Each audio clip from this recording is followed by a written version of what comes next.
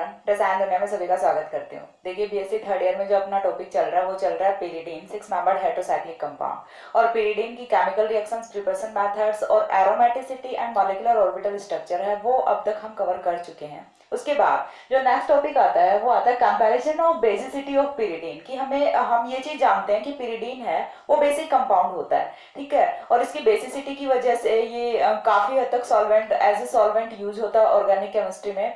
तो हम यदि पिरिडीन की बेसिसिटी का कंपैरिजन करते हैं डिफरेंट डिफरेंट कंपाउंड्स के साथ, तो यहाँ से क्या रिजल्ट आता है, ये चीज मैं क्यों बता रही हूँ, क्योंकि देखिए यहाँ से क्वेश्चन है वो कई बार पूछे जाते हैं, तो इंपॉर्टेंट टॉपिक है ये। तो चलिए डिस्कस करते हैं। तो देखिए कंपैरिजन की यदि मैं बात करूं तो यहाँ पे हमें कंपैरिजन करना है। सबसे पहला जो कंपैरिजन है वो हम यहाँ पे रख रहे हैं pyridine versus pyrrole, pyridine versus pyrrole, ठीक है। अब सबसे पहले चीज, जब भी आप किन्हीं दो कंपाउंड्स का कंपैरिजन कर रहे हो तो आपको ये चीज क्लियर होनी चाहिए कि दोनों कंपाउंड्स हैं उनकी प्रॉपर्टीज के बारे में, उनकी रिएक्शंस के बारे में, उनकी नेचर के बारे में पहले आपको पता होना चाहिए। अब ये मैं लास्ट में क्यों पढ़ा रही हूँ, क्योंकि पहले भी पढ़ा सकती थी। क्योंकि देखिए अब तक हम क्या क्या कवर कर चुके हैं, पिरोल की सारी केमिकल रिएक्शंस कवर कर चुके हैं, इसकी जो प्रिपरेशन मेथड्स हैं या फिर इसकी नेचर है, फिजिकल प्रॉपर्टीज वगैरह सारी चीज हम कवर कर चुके हैं। देन हम पिरिडीन को भी पूरा पढ़ चुके हैं। तो अब इनका यदि हम कंपैरिजन करते हैं तो आई थिंक कोई प्रॉब्लम नहीं होगी, दोनों का कंपैरिजन है वो हम इजीली कर पाएंगे, ठीक है। तो फर्स्ट ऑफ ऑल हमें क्या करना है, दोनों की स्ट्रक्चर ड्रॉ करनी है। तो ये अपना क्या हो गया, पिरोल हो गया। Pyrrole is a 5 membered heterocyclic compound and pyridine is a 6 membered heterocyclic compound.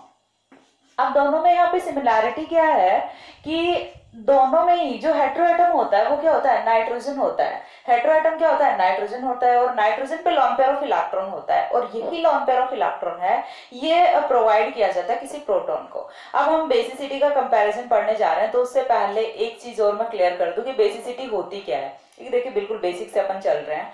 तो बेसिसिटी क्या होती है, सबसे पहली चीज तो आपको ये देखनी पड़ेगी। तो देखिए दो कॉन्सेप्ट होते हैं, एक होता है बेसिसिटी और दूसरा होता है न्यूक्लियोफिलिसिटी। मैं थोड़ा सा यहाँ पे टॉपिक से हटके जा रही हूँ। एक तो होता है बेसिसिटी, दूसरा होता है न्यूक्लियोफिलिसिटी। देखिए बेस और न्यूक्लियोफाइल में डिफरेंस क्या होता है, दोनों ही स्पीसीज हैं वो डोनर होती हैं। दोनों में सिमिलर चीज तो क्या होती है, दोनों ही डोनर होंगी, दोनों इलेक्ट्रॉन्स को डोनेट करेंगी हमेशा। लेकिन डोनर है तो वो किस तरह से है और किस तरह से बिहेव करते हैं वो चीज हमें देखनी है। तो बेसिसिटी, कोई भी स्पीसीज है वो बेस कब होगी, जब वो इलेक्ट्रॉन डोनेट करती है किसी भी प्रोटॉन को, ठीक है। यदि कोई भी ऐसी स्पीसीज जो अपना इलेक्ट्रॉन पेयर है या फिर अपना लॉन पेयर ऑफ इलेक्ट्रॉन है वो डोनेट करती है किसी भी प्रोटॉन को, देन तो वो क्या होता है, बेस होता है। और ये जो कैरेक्टरिस्टिक प्रॉपर्टी है इसे हम क्या बोलते हैं, बेसिसिटी बोलते हैं। चीज क्लियर हुई। यदि कोई भी लॉन पेयर ऑफ इलेक्ट्रॉन है या फिर इलेक्ट्रॉन पेयर है वो यदि जा रहा है अपने प्रोटॉन के पास, ठीक है, प्रोटॉन उसे एक्सेप्ट कर रहा है, देन ये वाली जो मैकेनिज्म है ये क्या होती है, अपनी बेसिसिटी होती है। लेकिन वहीं सेकंड यदि मैं बात करूं न्यूक्लियोफिलिसिटी की, न्यूक्लियोफिलिसिटी में भी इलेक्ट्रॉन पेयर को डोनेट किया जा रहा है, लेकिन यहाँ पे जो एक्सेप्टर है वो क्या होता है, अदर देन प्रोटॉन होता है,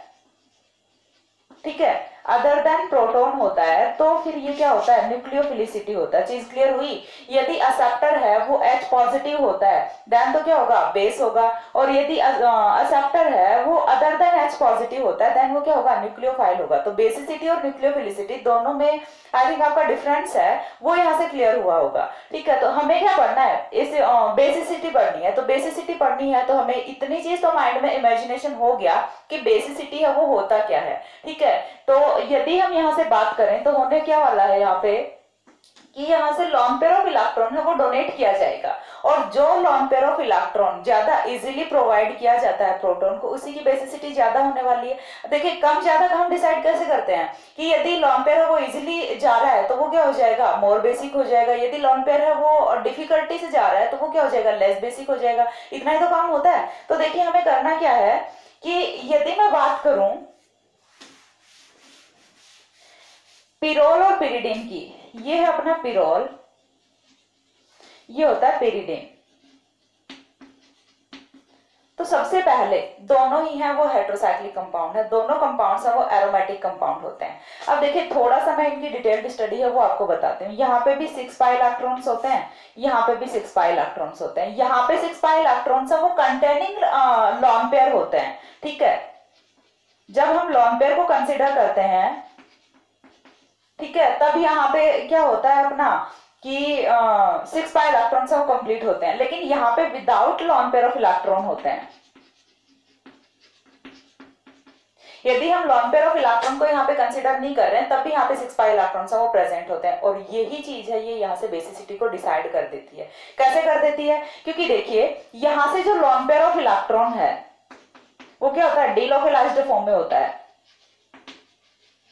क्योंकि यहाँ से जो लॉन पेयर ऑफ इलेक्ट्रॉन है वो क्या होता है, लोकलाइज्ड फॉर्म में होता है।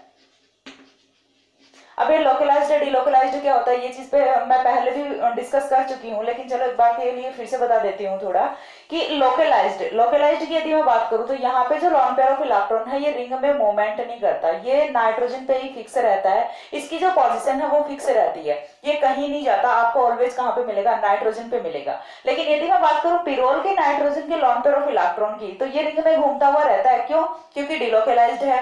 6 पाई इलेक्ट्रॉन्स इसी लॉन पेयर की वजह से इसका एरोमेटिक सेक्सटेट है वो कंप्लीट होता है। तो ये वाला जो लॉन पेयर के इलेक्ट्रॉन्स हैं ये रिंग में कहीं भी किसी भी पोजीशन पे मूवमेंट करते रहते हैं, घूमते हुए रहते हैं, और इसी की वजह से ये वाला जो लॉन पेयर ऑफ इलेक्ट्रॉन है डीलोकलाइज्ड होता है। अब डीलोकलाइज्ड है यदि लॉन पेयर ऑफ इलेक्ट्रॉन, तो इस चीज का बेसिसिटी पे क्या इफेक्ट पड़ेगा? तो देखिए सीधी सी बात है, यदि आप किसी भी बेस के साथ रिएक्शन किसी भी एसिड के साथ पिरोल की रिएक्शन करा रहे हो तो H पॉजिटिव आएगा यहाँ पे। सपोज दैट H पॉजिटिव आता है और यहाँ पे नाइट्रोजन का लॉन पेयर है वो तो प्रेजेंट ही नहीं है, तो फिर H पॉजिटिव किसे एक्सेप्ट करेगा? यानी कि H पॉजिटिव के लिए यहाँ पे कोई इलेक्ट्रॉन है ही नहीं अवेलेबल, तो इसकी बेसिसिटी है वो तो हम नहीं बता सकते ना। तो इसके लिए हम बोल सकते हैं कि डीलोकलाइज्ड लॉन पेयर होने की वजह से ये प्रोटॉन को अवेलेबल नहीं होता। ठीक है, तो यहां से ये वाला जो लॉन पेयर ऑफ इलेक्ट्रॉन है ये प्रोटॉन को अवेलेबल नहीं होता, नॉट अवेलेबल फॉर प्रोटॉन।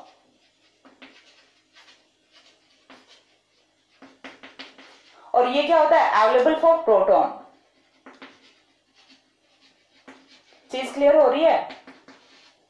देखिए डोनर एबिलिटी है वो तो किसकी वजह से होने वाली है, नाइट्रोजन की वजह से ही होने वाली है, और तो यहाँ से आपको कोई पॉसिबिलिटी दिख नहीं रही होगी। अब आप ये बोलोगे कि मैम पाई इलेक्ट्रॉन से भी तो डोनेट कर सकते हैं, तो देखिए पहले मैंने बेसिसिटी को क्लियर किया है कि बेसिसिटी क्या होती है, हम यहाँ पे पर्टिकुलर बेसिसिटी को डिस्कस कर रहे हैं। तो बेसिसिटी है वो यदि यहाँ से लॉन पेयर ऑफ इलेक्ट्रॉन जा रहा है नाइट्रोजन से तो ही हम उसे बोल सकते हैं। दूसरी चीज, लॉन पेयर से क्यों नहीं ले सकते? क्योंकि देखिए मैंने जब जीओसी की वीडियोस बनाई हुई हैं तो उनमें मैंने आपको बताया हुआ है कि जब भी कभी लॉन पेयर ऑफ इलेक्ट्रॉन और पाई बॉन्ड दोनों प्रेजेंट होते हैं तो ऑलवेज पहले इलेक्ट्रॉन वो कहां से जाएगा, लॉन पेयर ऑफ इलेक्ट्रॉन से जाएगा, दैट मींस नॉन बॉन्डिंग से जाएगा। ये डोनर एबिलिटी का ऑर्डर होता है, ये चीजें पहले से प्रिडिक्टेड हैं तो ये आपको फॉलो करनी ही पड़ेगी। ठीक है, तो यहाँ से देखिए इस तरह से कुछ बेसिसिटी हो जाती है। तो अब इतना बताने के बाद ये चीज क्लियर हुई होगी कि पिरिडीन की बेसिसिटी ज्यादा होगी या फिर पिरोल की बेसिसिटी। तो ऑब्वियस सी बात है कि पिरिडीन की बेसिसिटी है वो ज्यादा होती है।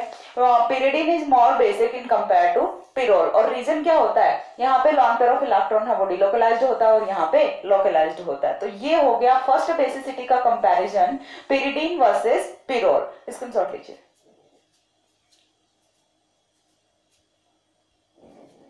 हो गया। इसके बाद देखिए सेकंड यदि हम डिस्कस करें तो सेकंड हम रख लेते हैं यहाँ पे पिरिडीन वर्सेस एमीन, और एमीन में हम स्पेसिफिक कौन सा रख रहे हैं, 3 डिग्री एमीन रख रहे हैं। Pyridine versus 3 degree amine. तो अगेन हमें क्या करना है, दोनों की स्ट्रक्चर्स ड्रॉ करनी है। ये तो अपना क्या हो गया, पिरिडीन हो गया। दूसरा हमें क्या लेना है, 3 डिग्री एमीन लेना है, यानी कि अपना कौन सा टर्सरी एमीन है। अब टर्सरी एमीन कैसे होता है, तो उस चीज के लिए देखिए सिंपल सा है कि जितने आप नाइट्रोजन से हाइड्रोजन को अमोनिया में अमीन्स हैं वो क्या होते हैं, डेरिवेटिव ऑफ अमोनिया होते हैं। तो यदि आप अमोनिया से हाइड्रोजन को सब्स्टिट्यूट करते जाओ किसी भी एल्किल ग्रुप से, तो उसी के अकॉर्डिंग हम यहाँ पे डिग्री डिसाइड करते हैं। यदि आपने एक हाइड्रोजन को सब्स्टिट्यूट किया है तो वो 1 डिग्री होता है, यदि आपने 2 को किया है 2 डिग्री, और यदि आपने 3 हाइड्रोजन को यहाँ से सब्स्टिट्यूट कर दिया तो ये 3 डिग्री अमीन हो जाता है। तो यहाँ पे आपको कोई हाइड्रोजन नहीं दिख रहा, दैट मीन्स ये अपना कौन सा है, 3 डिग्री अमीन होता है। अब 3 डिग्री अमीन ले लिया, पिरिडीन ले लिया, दोनों की बेसिसिटी की कंपेरिजन यदि हम करें तो सबसे पहले देखिए इस बार पहले हमने पिरोल और पिरिडीन का कंपैरिजन किया तो उसमें क्या था कि दोनों कंपाउंड्स उनकी नेचर सेम थी, दोनों ही एरोमेटिक थे और दोनों ही हेटेरोसाइक्लिक कंपाउंड थे। लेकिन इस बार दोनों एरोमेटिक कंपाउंड तो नहीं है ना, पिरिडीन अपना एरोमेटिक कंपाउंड है बट अपना 3 डिग्री अमीन है वो एरोमेटिक कंपाउंड नहीं है, वो एलिफैटिक कंपाउंड है। तो इस बार हम यहाँ पे कंपैरिजन के लिए जो क्राइटेरिया वो थोड़ा सा चेंज करेंगे। वो हमें क्या देखना है, फर्स्ट ऑफ ऑल हम देखेंगे कि दोनों का जो नाइट्रोजन है उसकी नेचर कैसी है। तो दोनों ही जगह टर्सरी नाइट्रोजन होता है। टर्सरी नाइट्रोजन है, ये चीज हम कैसे डिसाइड कर रहे हैं, क्योंकि देखिए यहाँ पे भी नाइट्रोजन पे कोई हाइड्रोजन नहीं है और पिरिडीन में भी नाइट्रोजन पे कोई हाइड्रोजन यहाँ पे नहीं है। दैट मीन्स दोनों में ही नाइट्रोजन है वो कौन सा होता है, टर्सरी नाइट्रोजन होता है। तो ये तो दोनों की सिमिलैरिटी होगी। अब इसके बाद यदि हम मूव करते हैं नेक्स्ट पॉइंट पे, तो जो पिरिडीन का नाइट्रोजन होता है वो कौन से हाइब्रिडाइज्ड फॉर्म में होता है। देखिए इससे पहले मैंने एरोमेटिसिटी और मॉलिक्यूलर ऑर्बिटल स्ट्रक्चर की वीडियो बनाई है, तो उसमें मैंने बताया है कि पिरिडीन का जो प्रत्येक एटम होता है वो sp2 हाइब्रिडाइज्ड फॉर्म में होता है कंटेनिंग नाइट्रोजन। नाइट्रोजन है वो भी sp2 हाइब्रिडाइज्ड फॉर्म में होता है। तो यहाँ से जो हाइब्रिडाइजेशन है नाइट्रोजन का वो क्या होता है, sp2 होता है।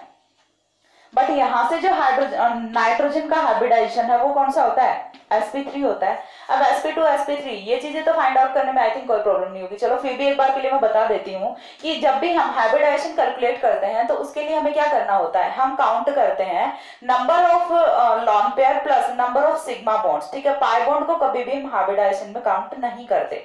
तो देखिए चलिए सबसे पहले हम कर लेते हैं पिरिडीन का। पिरिडीन में देखिए एक सिग्मा बॉन्ड यहाँ से, दूसरा सिग्मा बॉन्ड यहाँ से है और तीसरा क्या है, लॉन पेयर ऑफ इलेक्ट्रॉन है। तो यानी कि टोटल कितने हुए अपने, 2 sigma bond plus 1 lawn pair of electron. Total number of कितना हुआ, 3 हुआ। तो 3 के साथ हाइब्रिडाइजेशन कौन सा होगा, sp2 होगा।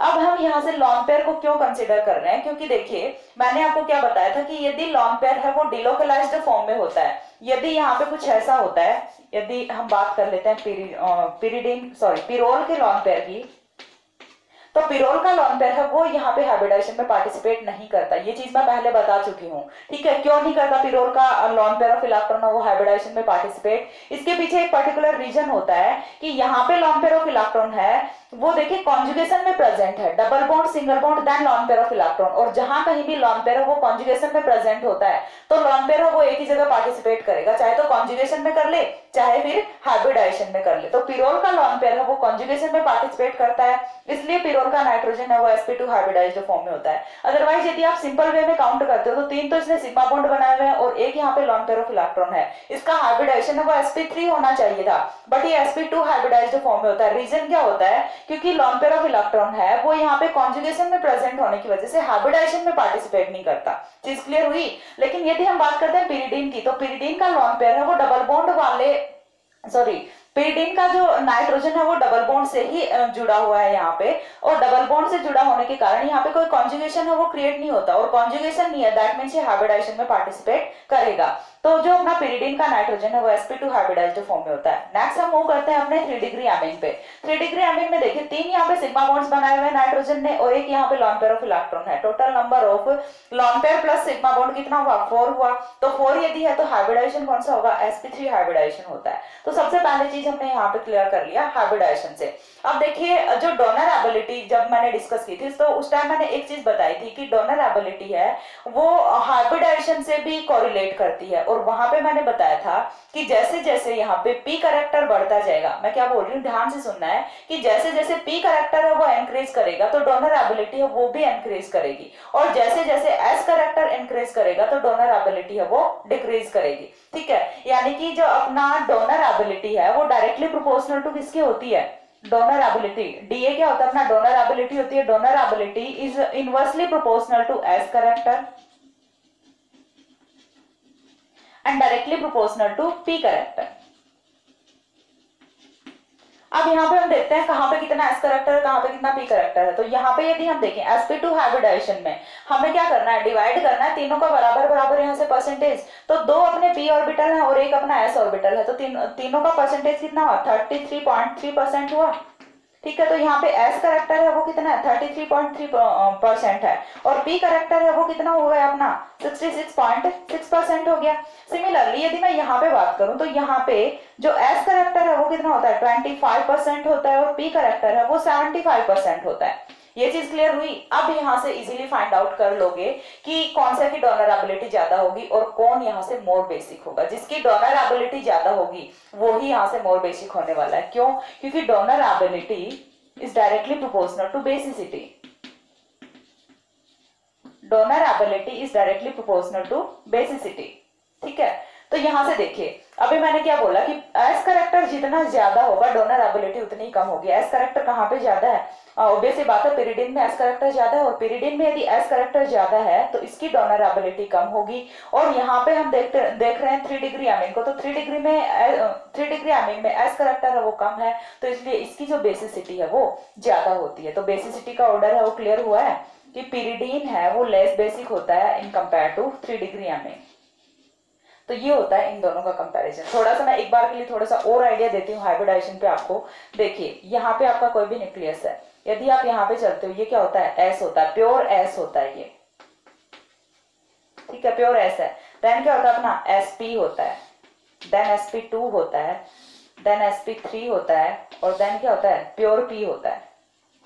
इस तरह का कुछ होता है। तो देखिए यदि मैं बात करूं एस करेक्टर की, तो जैसे जैसे जो अपना न्यूक्लियस है, एस है वो बिल्कुल न्यूक्लियस के पास में होता है, और यदि एस न्यूक्लियस के बिल्कुल पास में है तो क्या न्यूक्लियस है वो इजीली इलेक्ट्रॉन्स को जाने देगा?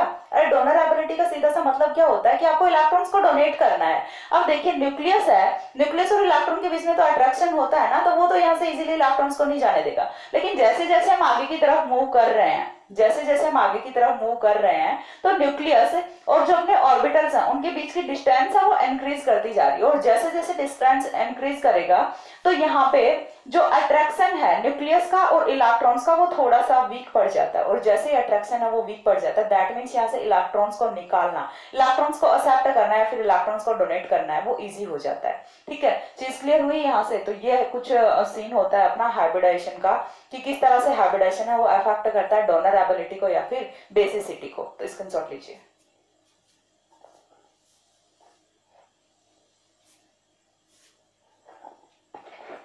हो गया। इसके बाद जो नेक्स्ट अपना आता है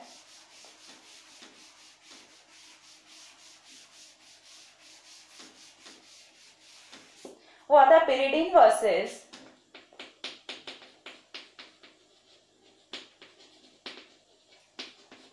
पिप्रिडीन। Pyridine versus piperidine. अब ये पिप्रिडीन क्या होता है? तो पिप्रिडीन है वो भी हम पढ़ चुके हैं। जब हम पिरिडीन का हाइड्रोजनेशन करा देते हैं, देन यहाँ से सैचुरेटेड कंपाउंड की फॉर्मेशन होती है। अब जो अपना क्या होता है? पिप्रिडीन होता है। ठीक है, तो ये अपना क्या होता है? पिरिडीन, और ये क्या होता है? पिप्रिडीन। तो चीज क्लियर हुई? यहाँ से ये पिरिडीन है, ये पिप्रिडीन है।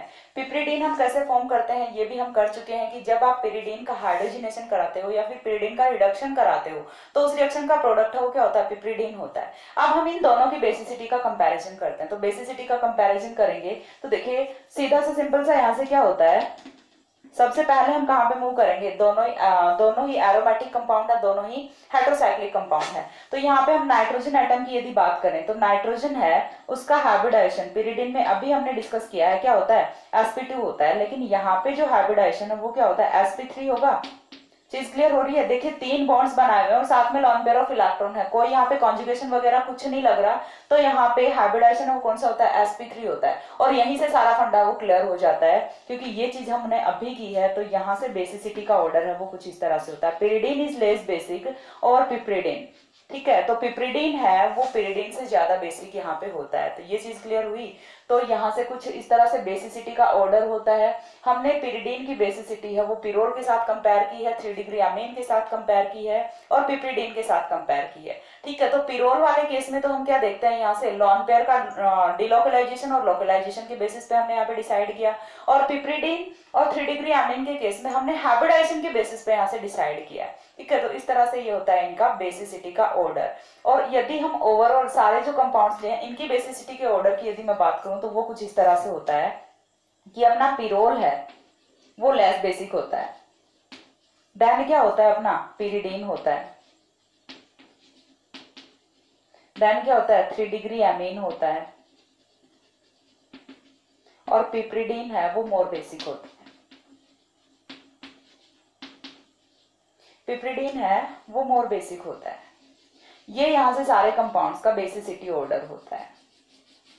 ओके, तो चीज समझ में आई है?